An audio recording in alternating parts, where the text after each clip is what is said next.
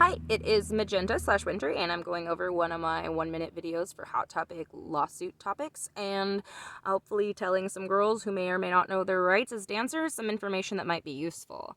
And for this one, it's a little bit different than I've been doing the other ones, but my question is, were you raped or were you assaulted? And this is something I would love it if girls will go Google Washington State definition of rape.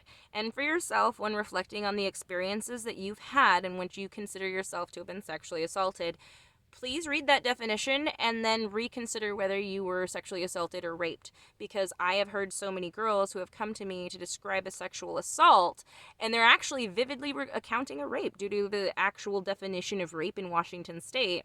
And so please think about the experiences you've had and then read that and determine what happened to you. And maybe that'll better help you understand how the club handled it, how you handled it, what should have happened. Because, if you were a Target employee, which you were protected under the exact same rights as a Target employee, if you were fulfilling your contract at DEJAVU for the last 3 years as an independent contractor.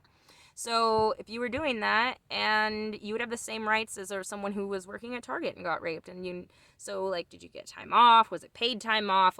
You think about it. Think about what would have happened to somebody in a different position who wasn't doing sex work, and realize that you deserve the exact same treatment. And in a big corporation who never wanted to get sued over it, you'd have had to have medical evaluations, forced paid time off, and there'd have been a lot of things that went down. And just ask yourself, knowing whether you were assaulted or if you find out that what happened was actually rape, are you okay with how they handled that on your behalf? Because chances are the staff knows, because they're taught a little more about this kind of thing because they're trying to keep it quiet. So chances are they were aware that you got raped when you weren't. Because I've had several instances until I looked that up in which I was raped thinking I'd just been sexually assaulted. And then when I realized that everyone around me knew I got raped, I thought I'd been assaulted, and they talked me into this as my remedy. Fuck you.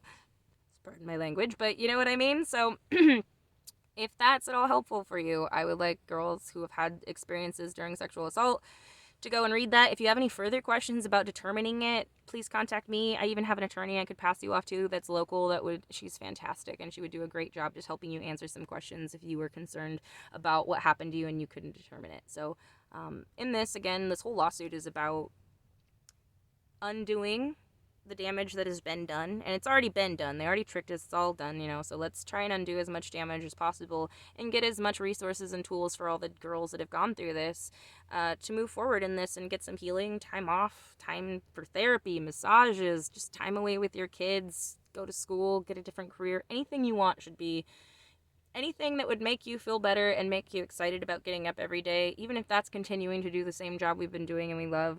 That's what you should be able to do with complete confidence that you're in control of your safety and your workplace. So again, just read up on it, and if there's anything I can do to help you in this, let me know.